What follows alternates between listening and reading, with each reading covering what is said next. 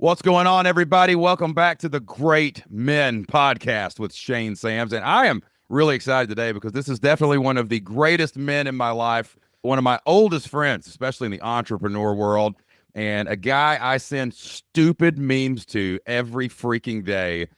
The founder of the Speaker Lab, Grant Baldwin. What's up, Grant Baldwin? What are you doing, man? Bishop Sams, it's an honor and delight to hang out with you. Yes, it's rare we go a day that we don't text. Very rare. And it's some family stuff, some business stuff, some parenting, life stuff, but mostly just stupid crap. Just stupid crap. And you we do a lot need of that. men who send you stupid crap in your Indeed. life. That is what we need. We have checked that box.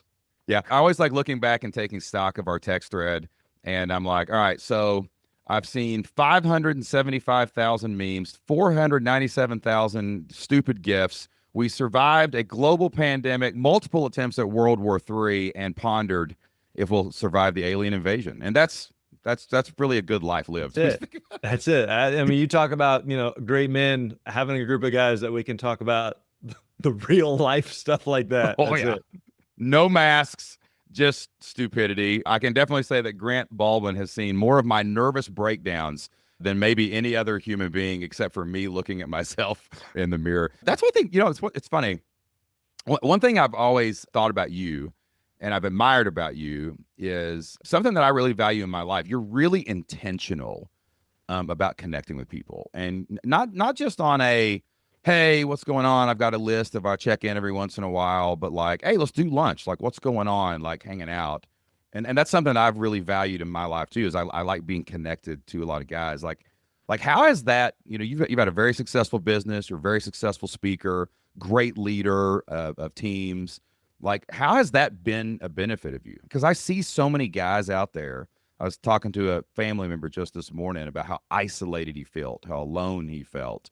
I really didn't have a bunch of dudes in your life, but like, what is the role played of dudes, from mentors all the way down to friends, all the way down to just like people you've served through the Speaker Lab and your businesses?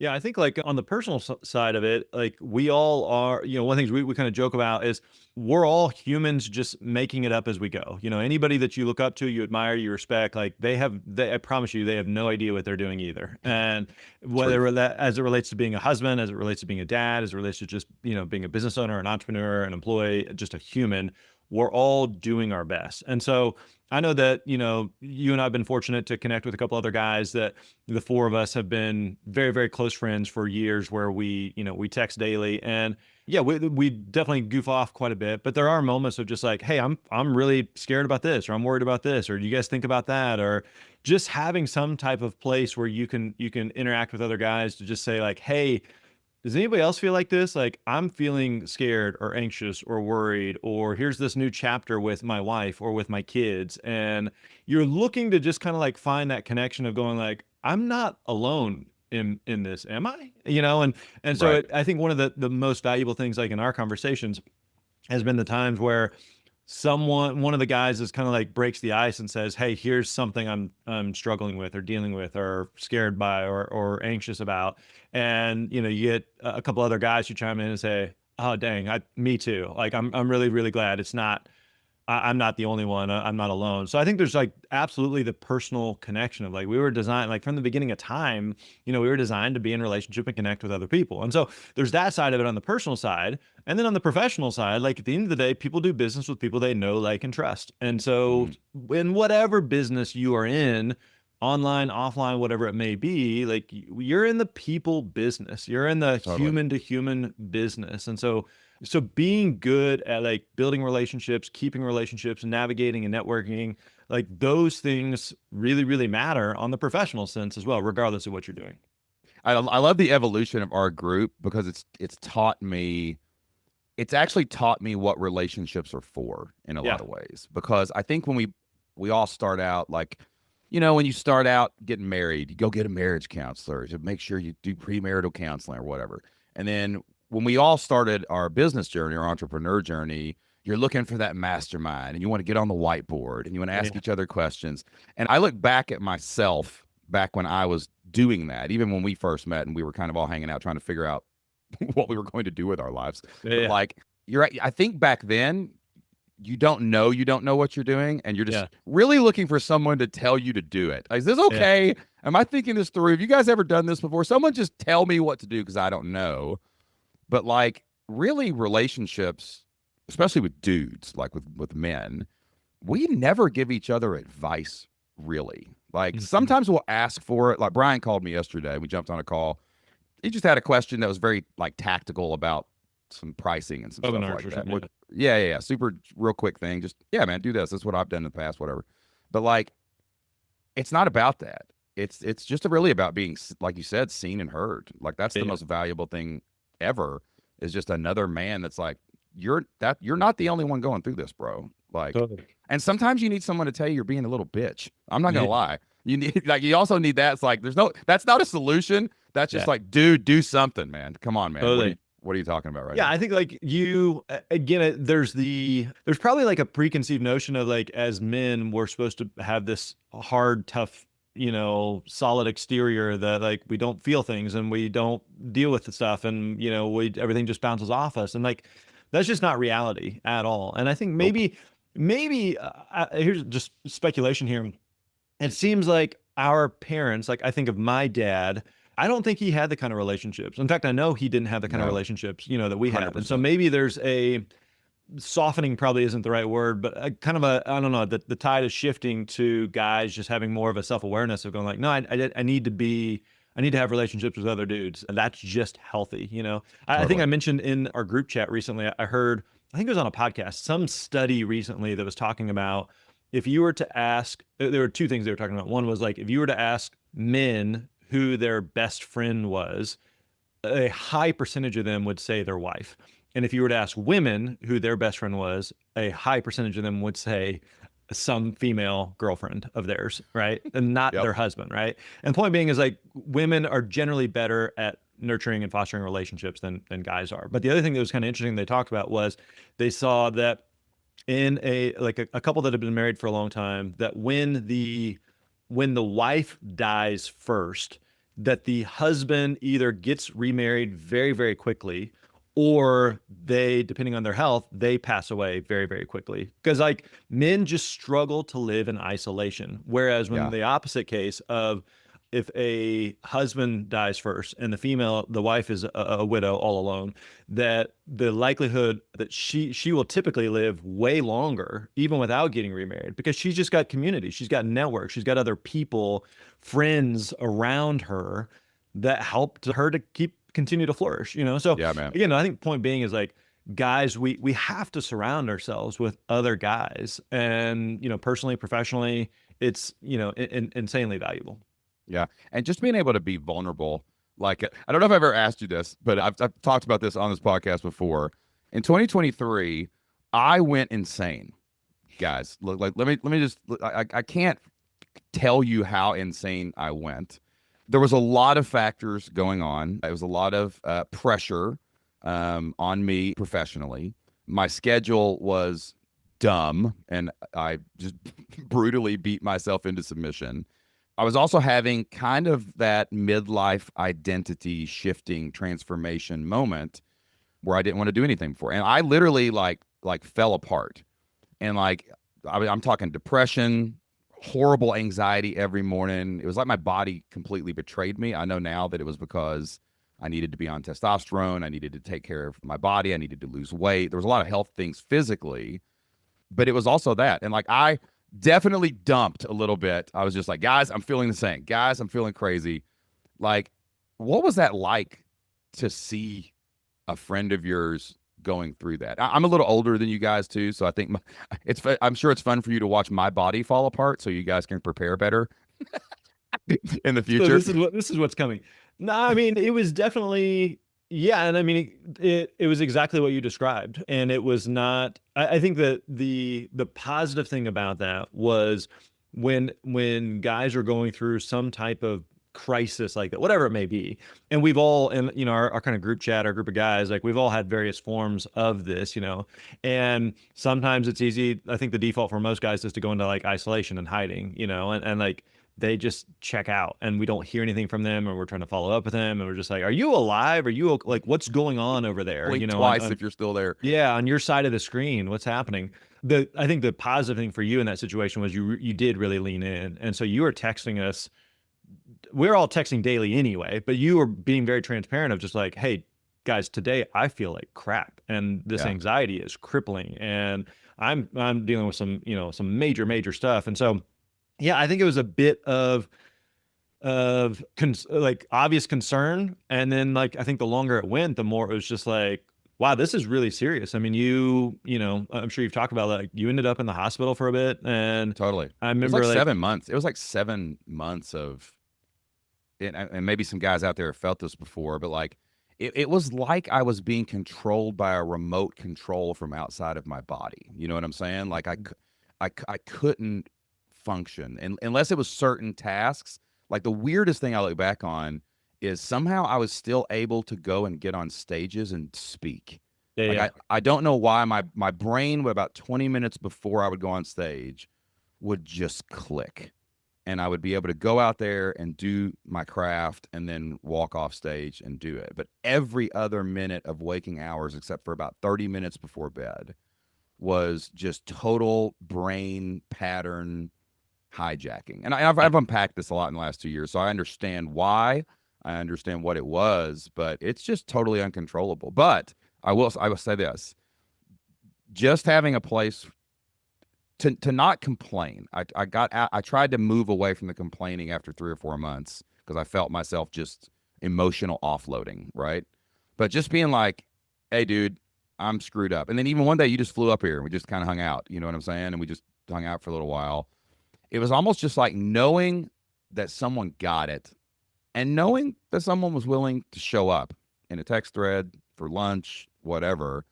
I honestly don't know what I would have done if I didn't had not built my network of dudes like from you, my brothers, some other people in my life, like that really just held space in that moment. You know what I'm which saying? I think the like in hindsight, you said you felt like you were complaining. I don't think I ever felt like that. I don't feel like Mm, I ever viewed it like that. I think it was just you were just kind of processing it and going, this is what I'm feeling. I don't know what to do. And I think that the part of the challenging part for at least for me is going like, the default for men is we want to help. We want to fix it. We want to jump solve, yeah. in, and you're just like, geez, I don't know what to do here. This is way over my head. I don't even know. And I heard a good illustration of this, especially in marriage, is that, oftentimes our wives may share something and the default is like, I got it. Let me take care of it. I want to, and there's oftentimes they're like, no, I just want to tell you, It's not and about the nail. it's not about the nail. Yeah. Which, by the way, people, the If audience, you if haven't you seen have that not video, seen this, just look type up. in It's not Google. about the nail. It's not about the nail. Oh, good. It so perfectly describes But marriage. don't show it to your wife. Just Yeah. watch it I mean, yourself so you understand she the world better. she would identify with that. But one of the things that this was like a, I don't know, marriage coach or counselor or something I remember hearing, and they were talking about like when your wife or significant other shares something with you, that to ask, like, view it through three lenses. Let me think here: heart, help, and hug. Heart is Mm, like, do you just want me to listen? Do you want me to like, maybe you just need me to listen? So I just, that sucks. I'm so sorry you're going through that. I hate that for you. You're gonna be awesome. You're gonna be okay. Your heart, or do you just need a hug? Like, yeah, I could just use a hug right now, and I don't need anything from you. There's nothing you can do. I just need a hug. Or help. Do you want me to actually jump in and fix it? So that's a I think great that I framework. think they were talking about like when their wife would share something, they would ask them, which of these three do you need from me right now? And so I think the default for guys is like, oh, help, let me jump in and fix it. And oftentimes there's other times where it's just like, I don't need anything from you. I know times for me when I have shared something in the group, there's times like, I know there's nothing any of you can do. I don't have anyone else I can talk to about this. And so I'm just going to get this out into the ether. And you guys happen to be on the receiving end of it.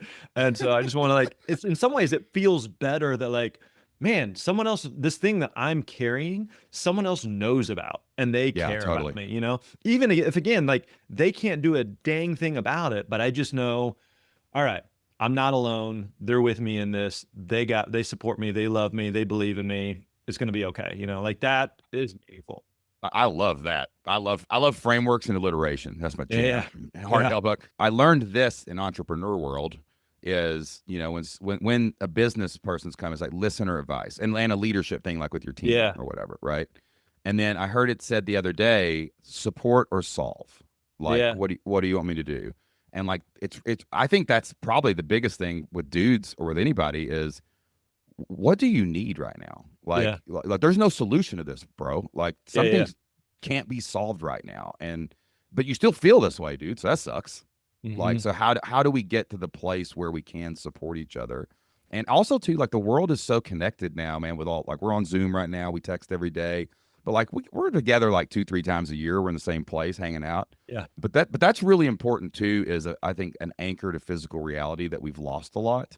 That's one reason last year, man, I just loved going out on the road and speaking, which was crazy. I took off and landed in 100 airplanes last year. Yeah. Yeah. But there was something about just being in the same place with other bodies walking around and Yeah. humans, even if it's just once a year, twice a year, quarterly, whatever it is. And we've been doing that now for like 10 years. We've been going on this Mhm. every August or so. We go on this houseboat trip. It's Yep. the 4 guys in our group chat. We bring 2 new dudes in Yep. to show them a great time and talk and hang out and just get to Yeah. know new people. What's the value do you think in like, let's talk about the houseboat trip maybe, because I think a Yeah. lot of guys they don't even have guys they can go have coffee with, Yeah. Yeah. let alone a place where they can go be in space. And I know like we're already, it is, what is it? It's February. We're not going on this trip until August. And yesterday we were talking about this trip, like that Yeah. anchor on all of our calendars for a decade. What's that? What values that brought into your life, like the houseboat? Yeah, like when we first did it, I think you missed the first year Yep. too. So this I is think like I our missed the 11th. first one. I'm pretty sure. Yeah, so this is like our 11th, 12th year, something doing it. But it's just kind of floated out there. One of the guys that goes, he used to live on a houseboat back in like his 20s, different, time of season of life. It's our Um, captain. but yeah, so he kind of floated out the idea, and I was like, I've never been on a houseboat. That sounds awesome. I wouldn't call it glamping, but it's some form of camping-ish, maybe closer to glamping. But basically, like what we do is we go for 3 nights, a Monday to Thursday. We buy an insane amount of groceries, and we eat like teenage boys for a couple of days. And it's fun when we bring 2 new guys every year because they don't know what to expect. And so we're always kind of explaining to them, we're like, I don't know, man, there's no agenda, there's no schedule, there's no itinerary, there's no formalities. It's just a bunch of dudes sitting around having conversations. We're sitting in the living room, we're sitting on the deck, we're playing in the water in the lake, we're sitting at the dinner table, and Shooting guns, smoking cigars. there's nowhere we have to be. There's nothing we have to cover or talk about. And by the end of it, other guys are like, oh, I get it. Like this is so, because like when you go to a lunch, you go to a breakfast, you go to a Zoom call, like there's just a window. But when you have 72 hours or so, and you're out in nature, you're now out in God's creation, you're sitting around a campfire, you're staring at the stars. There's no agenda, there's nowhere you have to be, and there's something about that, like that compressed time that really deepens relationships. So even the Yeah. guys that have come with us, one time, you just feel much closer to them in that window, like in person. So much of our worlds we live in virtually, like you mentioned, Yeah. texting and or Slack or Zoom or whatever it may be, or email, but nothing compares to in-person hugs, high fives, handshakes, just being together. And so especially doing that over an extended period of time, I think like the first year, we did it, probably all of our wives were like, okay. But now it's just a given. Like we do this trip every year. It's so good for all of us. I know all of our wives are like, yes, you should absolutely do this. It's awesome Get for out of you, here, and go it's a do win this, for and hang me, out. And the opposite is true. Like I tell my wife all the time, like she did a trip with a couple of her old high school friends last fall. And I was like, you should 1,000% go do this. Like you need to have friendships and relationships separate from me that I don't have anything to do with.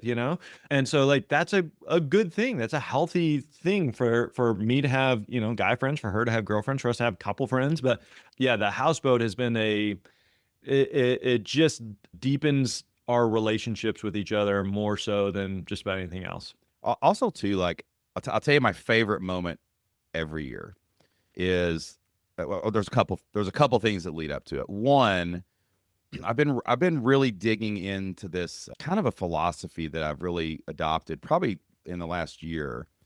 Is I think men are supposed to leave. I think that like with this work from home, we both worked from home for a long Yeah. time and stuff like that. And when I get up and go, like when I go to the gym, like I actually have it baked into my schedule every morning. The first thing I do when I wake up, I'm usually up before everybody else anyway.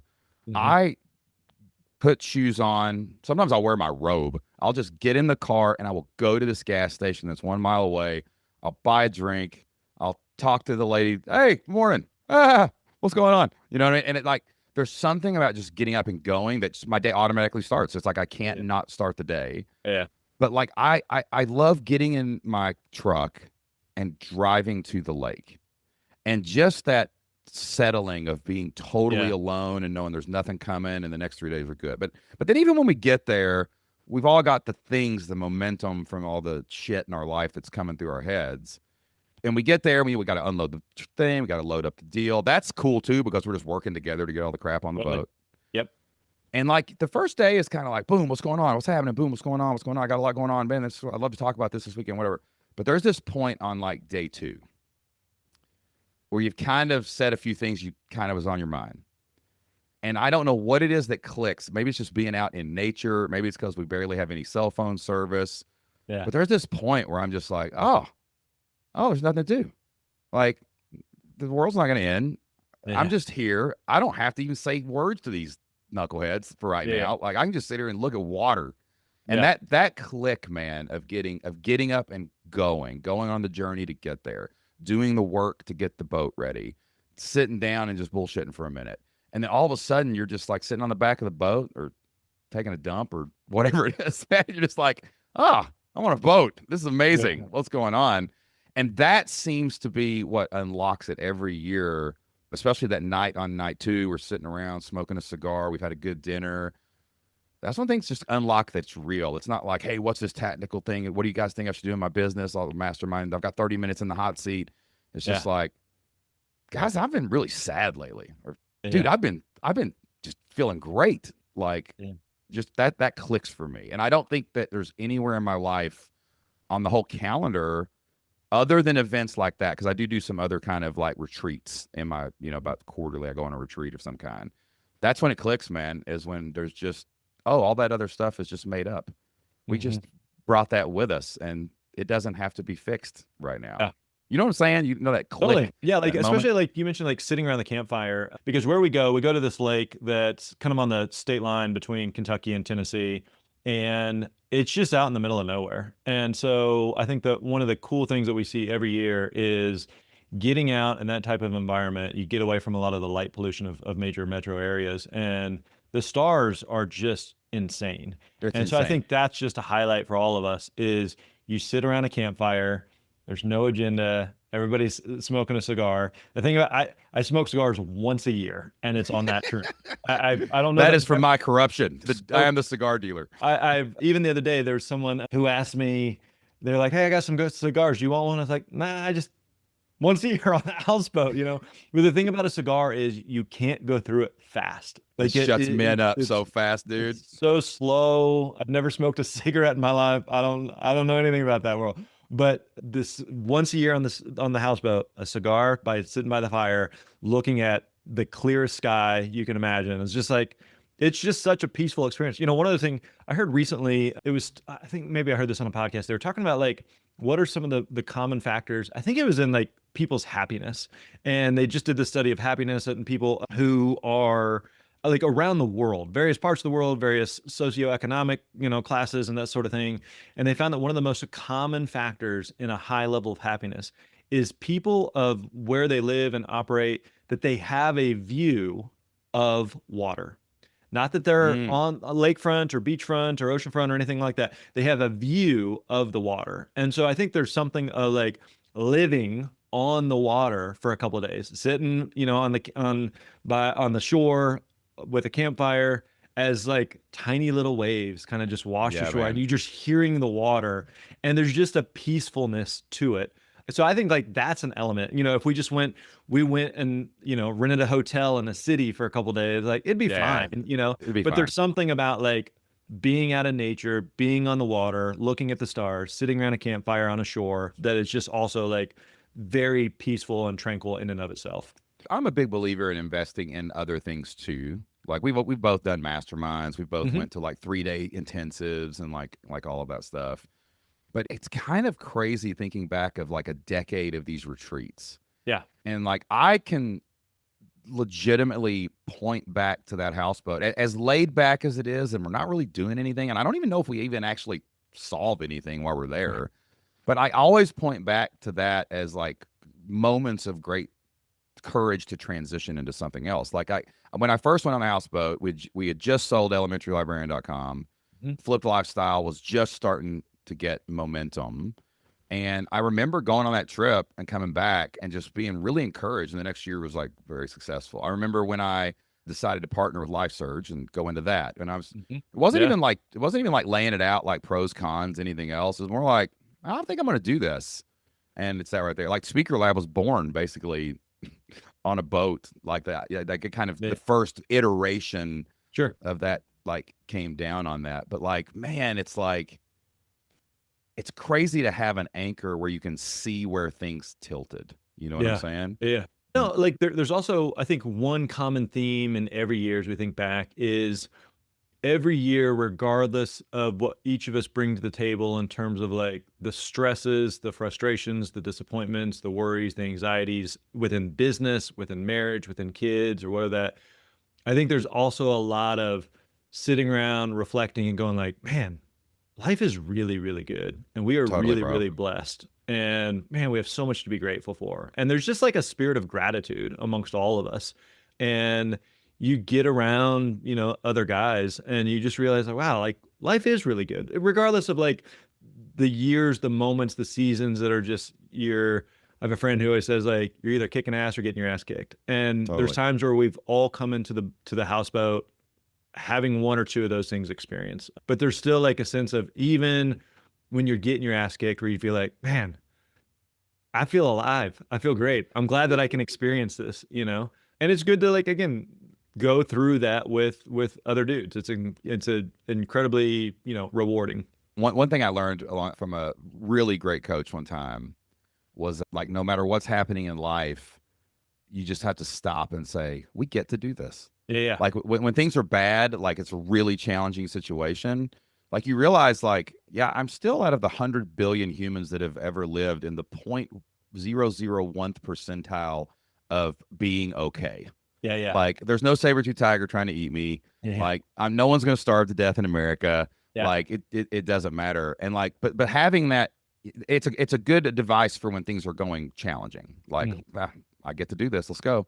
But Yeah. like it's also like that is the moment every year. Like we go, me and you travel a lot. We go on a lot of trips, and there's a lot of moments I'm really grateful for, like looking out at the ocean and the Belize or whatever the hell we're doing. But Yeah. like, but man, that's the part. I'm like, oh man, we get to do this. Yeah. We get to just be here, like right now, and like it's so cool to look at like the evolution. I remember back in like I think it was 22. I had a major health scare, houseboat that year. As I started really looking at like everything we had done. And I think this was a part of my mental health journey in 23.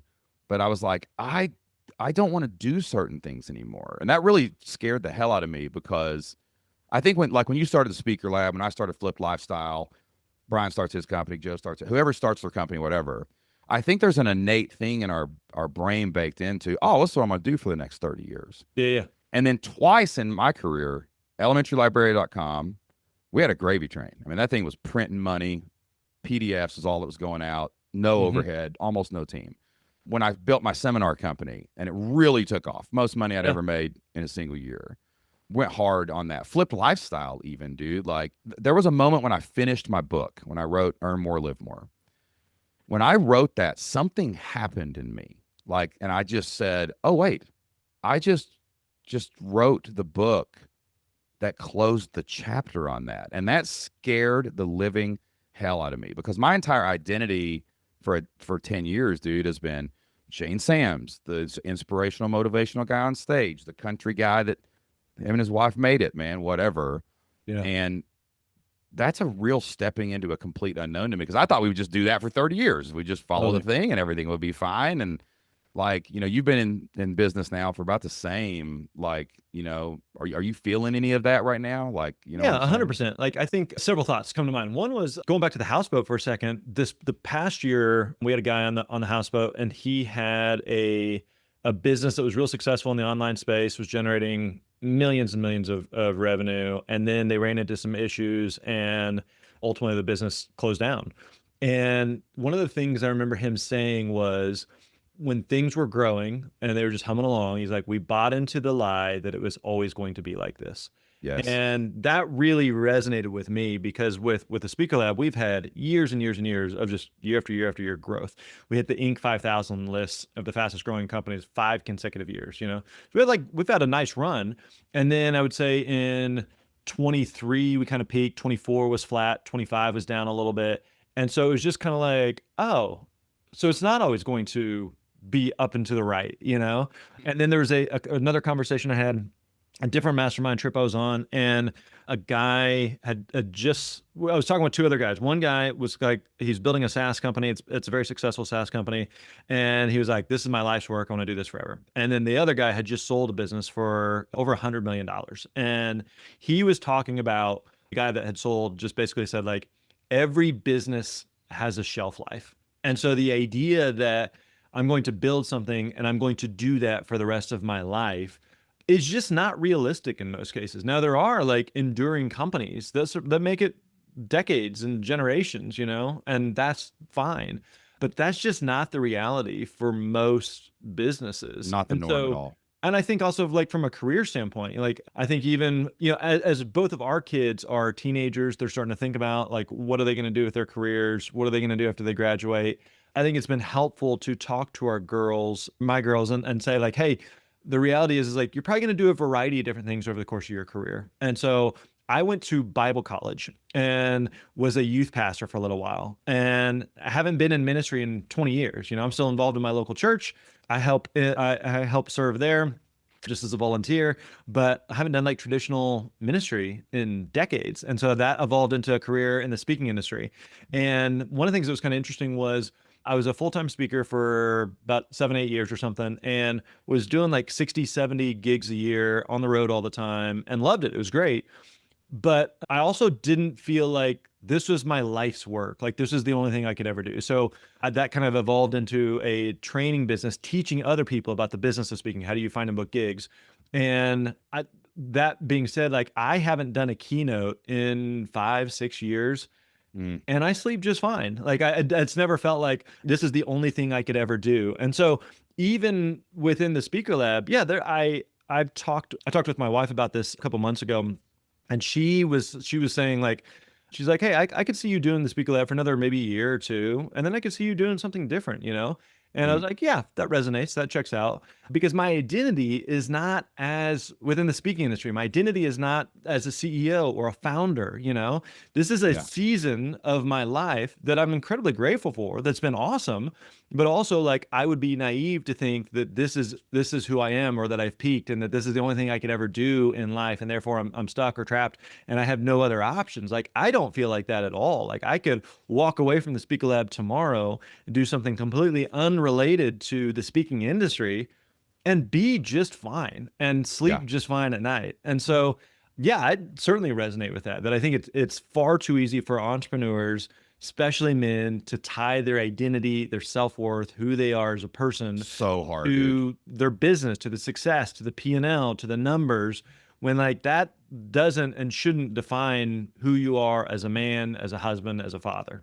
2024 was a really healing year for me because I realized in 2024 that, dude, I'll say it out. I'm a great dude, man. I mean, I try to be the best dad I Oh yeah. can. I've tried to be present. We've made a lot of money. I have a great place to live. We're safe. But I kind of realized too that at some point, even though all those things are good, and I think that we should do those, and they're our foundation of what we build on top of that, I kind of just realized like, man, like that's other people's checklists for identity. If you do these things, you will have a good identity. But like we confuse reputation and identity sometimes. I looked backwards first, and not to ruminate in the past, but to look at the evidence of my life up to that point, right? Yeah. And I noticed, dude, I change my mind every 5 to 7 years on everything. Yeah. Like, Yeah. I mean, I was a football coach, and then I was in college. Then I was a school teacher, and Mhm. then that was about 10 years, and it kind of went down because I was a different human being, and I Yeah. Yeah. had. Yeah. And Aaron Walker, one of our great friends and mentors, both of us really respect Aaron. I was talking to him during this time, and he was like, if all you ever did with flipped lifestyle is what you've done now, you've helped thousands of people actually create incomes. Your story has been told everywhere. Like if that was if someone looked back and just said that's all you did, wouldn't that be enough for Mhm. that chapter or that life? That you did a lifetime of work in 10 years, man. Like, Yeah. Yeah. and that was really freeing to me to think like, oh, I have permission, even though it's scary to step into the unknown, to craft my identity, to do something different. I was a podcaster, then I was a speaker. I was a Yeah. Yeah. CEO, and then I wasn't. And like, same thing with your marriage. It's like every 7 years, every cell in your body replaces itself. You're literally physically not the same human being 90% of you was 10 years ago. Like, Yeah. it gives you an opportunity to like learn something new, fall in love again, like get to know the person that you're with now, not the person you married 27 years ago or whatever, right? Our kids, Yeah. Isaac and Yeah. Anna, are a different person every year. Like, Yeah. am I going to sit and cling to what they were? I'm gonna be like, who are you? This is amazing. I want to watch you do this. And writing that book, man, I look back at that and was like, damn, it's over. Like, I don't have to do this anymore just because that's been my identity. But I bought into that, man. I bought into everybody else's checklist. What does Russell Brunson say? What does Gary Vee say? What does Pat Flynn say? What do all these people say? And that works until it doesn't, Totally. basically. You know what I'm saying? Yeah. I think one of the things that I really believe and live by is everyone gets to design the rules of the game in a way that makes sense for them. And so an example would be, I love watching the show Shark Tank. You watch Shark Tank? Yo, I Um, love Showtime. Great show. This is And so wonderful. You're I dead to love me. watching it with my daughter. So I have 3 teenage daughters. A lot of times some of them will watch it with me, and they give me a hard time because when someone gets a deal, I always say out loud, I'm like, good for them. That's awesome. And someone that's going like, I'm trying to build some billion-dollar juggernaut, or someone who's going, I want to employ, 2 people, and that's the only extreme I ever want to get to. It's either way, it's like good for them. That's awesome. Yesterday I had lunch with a close friend in the speaking space, and he's starting to kind of expand his business. And so he was talking about some of these other businesses he was kind of looking at, and I was like, dude, they may be playing a different ball game than you. Mm-hmm. I've used this analogy before. I'll tell you a quick story. So I've done, I think, 8 or 9 half marathons and 2 full marathons. And so not fast. It was just more of like bucket list thing of check that off the list. So someday on a podcast I can say these are things I've done. All right. So one of the full marathons my wife and I did together. And so neither of us had fast at all, but like we'd trained for months and months getting ready for this. And the strategy we followed, it sounds ridiculous, but we were going to run for 1 minute and walk for 1 minute.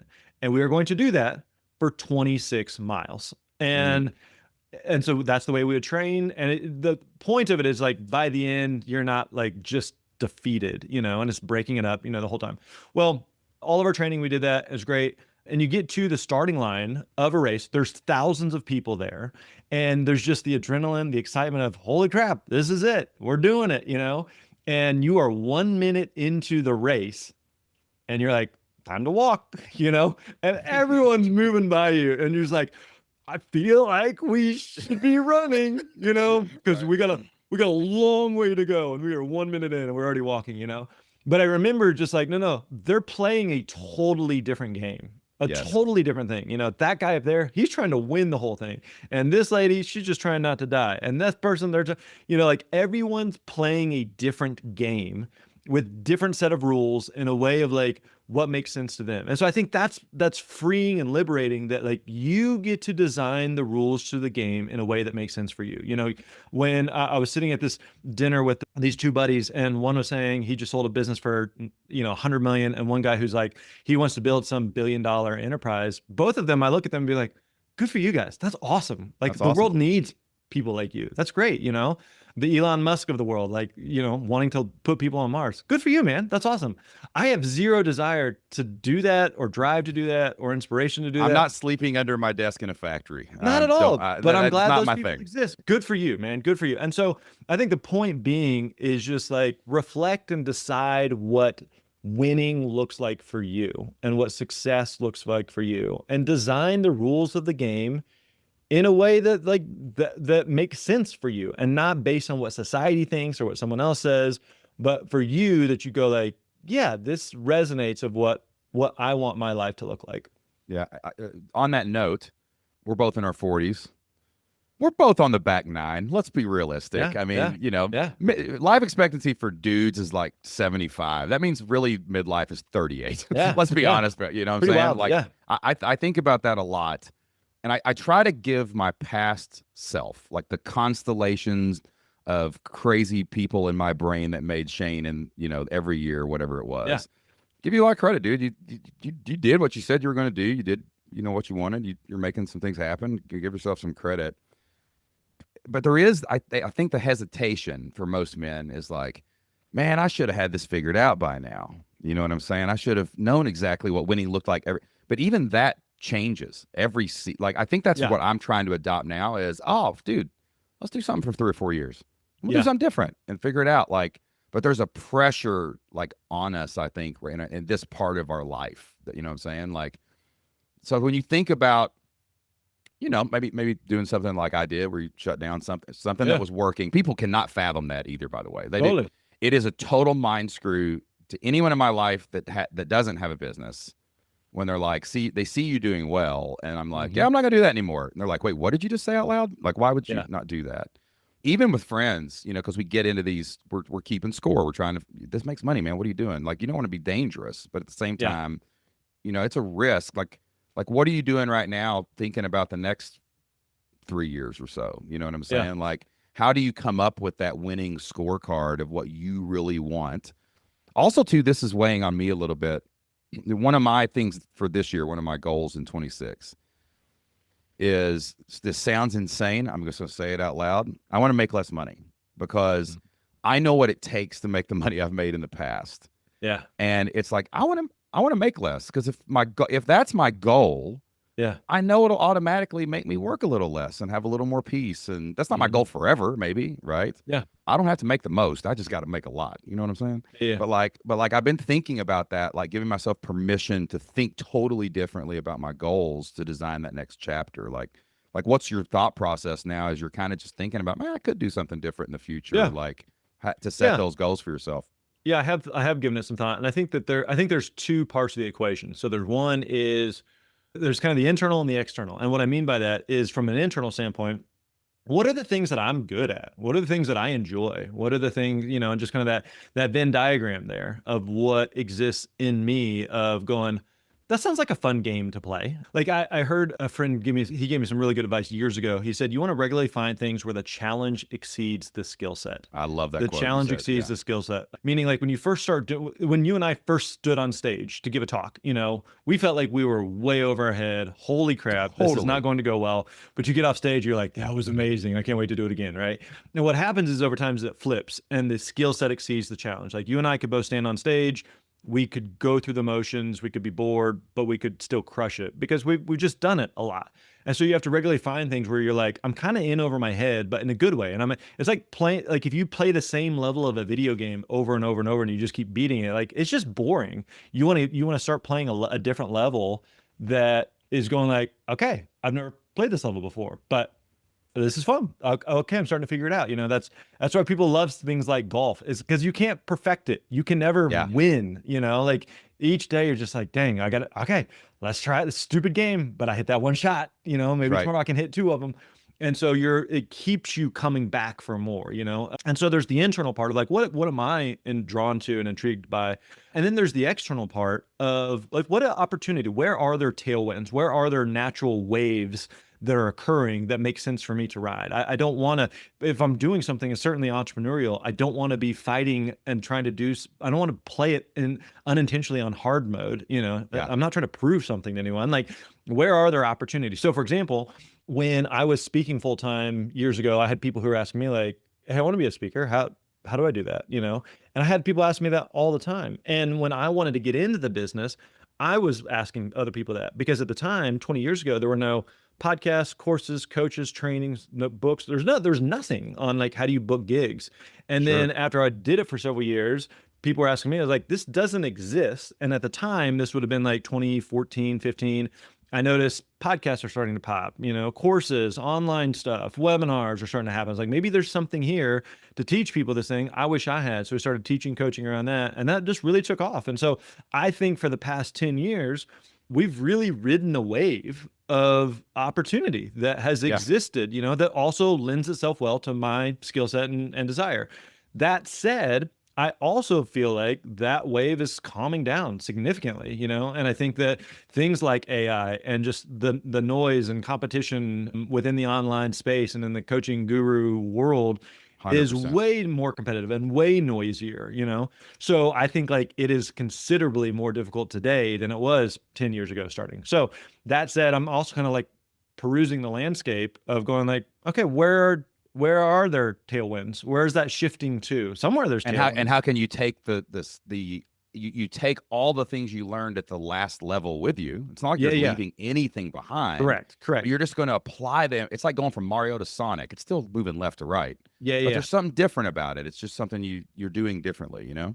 Yeah, so I would say like right now, it's certainly something I'm kicking around and going Yeah, like, okay, where again, both the internal and the external. The internal, like what am I interested in? What am I excited about? What would feel fun to me? What are my skill sets? What are the things in the past decade plus of running, a successful business, the things I was like, oh, I definitely want to do more of that. Or other things totally. I'm like, nope, how do I not do that in the next go around, I heard Um, a Hormo. We were talking about Hormozy before we got on air, but like he had an amazing post the other day, and it kind of just kind of connected some dots here. Like I love that quote you always say about the challenges and the skill sets. Like yeah, that's yeah, something that's an anchor I go back to all the time. Like why am I so bored in front of 5,000 people saying the same? I yeah, know yeah. how to do this. I can make every human being in this crowd with this story feel what I want them to feel right Yes. now. And it's Yeah, like yeah, yeah. that's amazing, and it kind of gets old. But like he had a quote that said,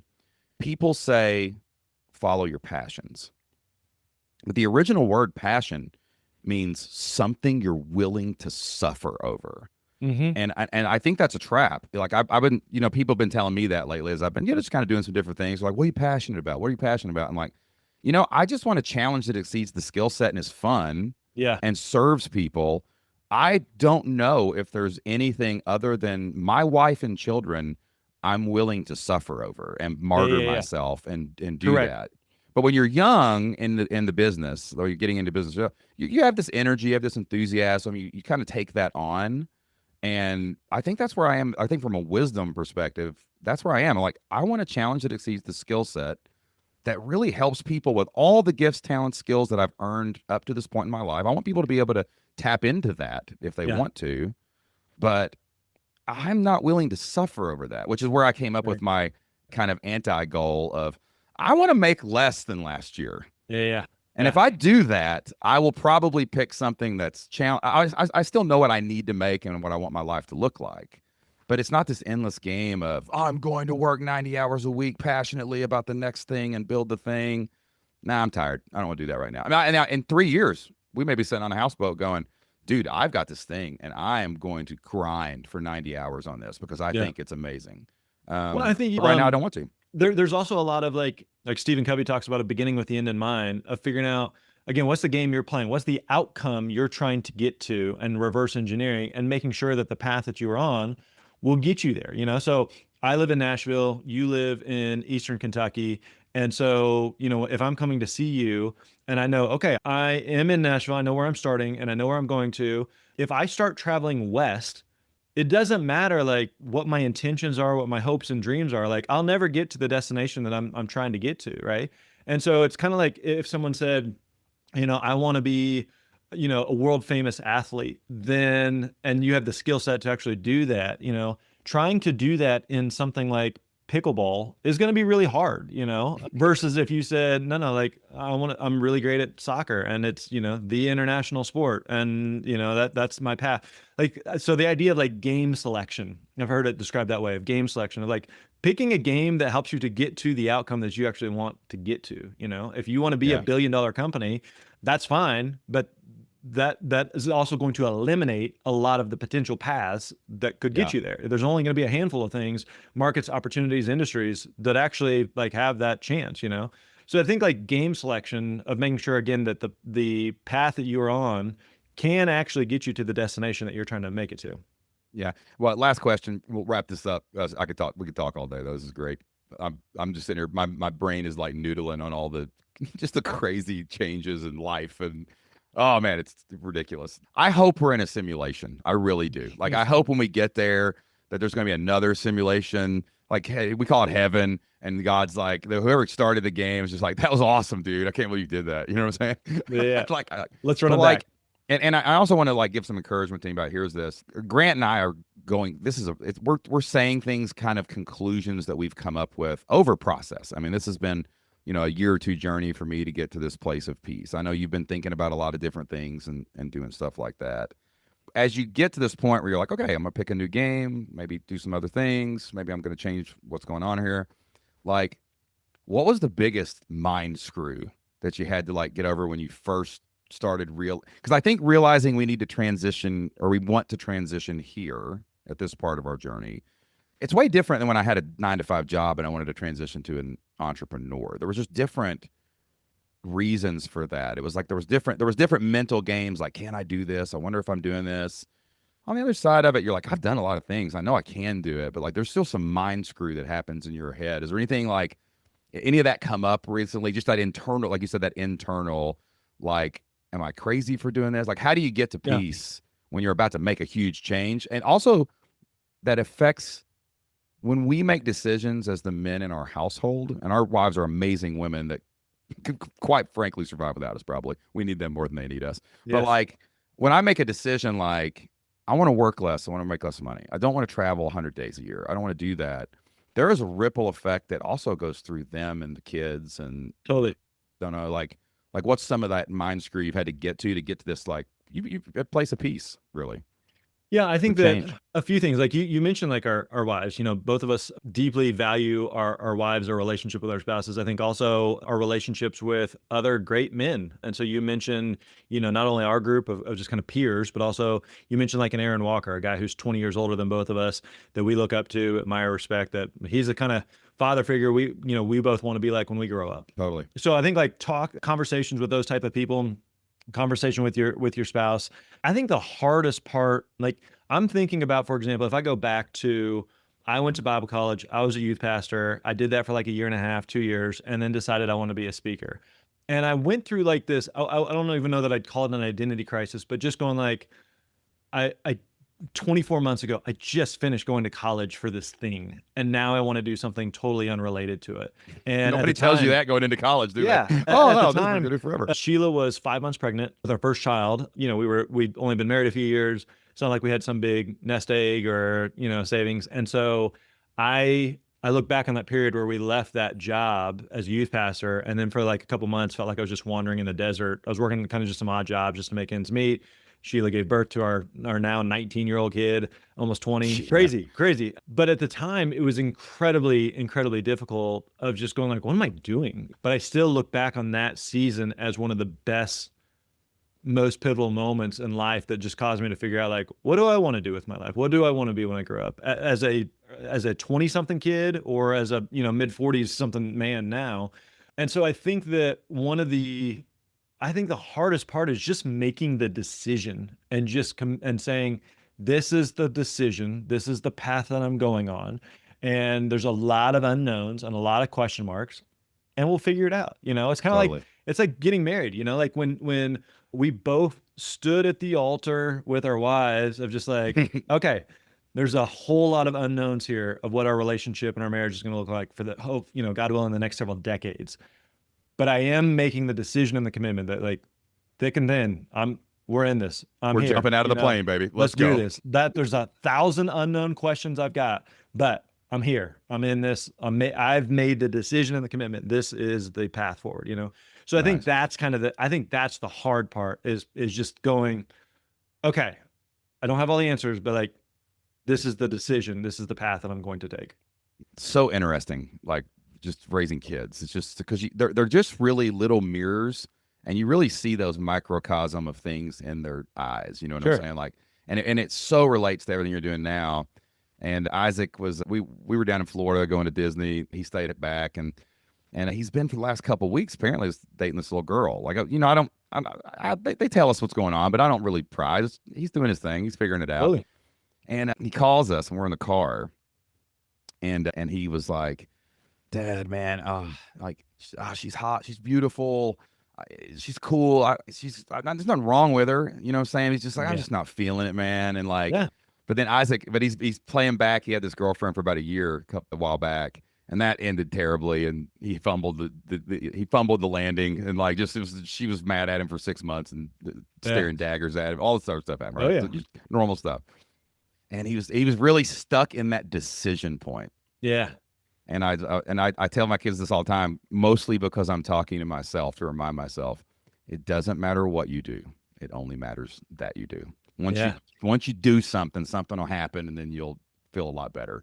But man, that make it easier when you Well, I get heard that. a good quote one time that they were talking about it in a different context, but they said, and this is just applicable to life, but it's like, it's kind of like driving a car at night. When you're driving a car at night, you can only see a few feet in front of you, but you Yep. can drive hundreds and hundreds of miles that way. You have no idea the roadblocks, the construction, the detour, the snowstorm. You have no idea what's up ahead on the road. And even as you and I sit here, you know, in our 40s, we have no idea what our 50s, 60s, 70s, you know, God willing, any of these things look like. No But clue. I can literally, and even like the best laid plans, you know, like we can think through, here's my 5-year plan, here's what I want 2026 to look like. And realistically, we can't see past more than a few weeks, few months at best. But just keep showing up, keep putting one foot in front of the other, and making sure that I'm directionally headed in a way that I want to go, that reflects the kind of life I want to have. Amen to that. Well, there's two things I do know about the future. Number one is I'll be hanging out with my boy Grant Baldwin. That's Let's go, one baby. thing that's not going away. And the second thing is I will be jacked up on testosterone, lifting heavy things, and taking muscle mass into my 60s. That's what we're going to be doing, Grant Baldwin. That's what's happening That right now. sounds about right for you. Yeah, that checks All right, out. brother, man. Dude, thanks for coming on, having a real conversation, man. I just want to tell you, I'm proud of you. I love you. You are a great man, man. I cannot wait to see what in the hell we're going to be doing next, bro. Yeah, I appreciate it, man. The feeling's mutual. I love you, brother.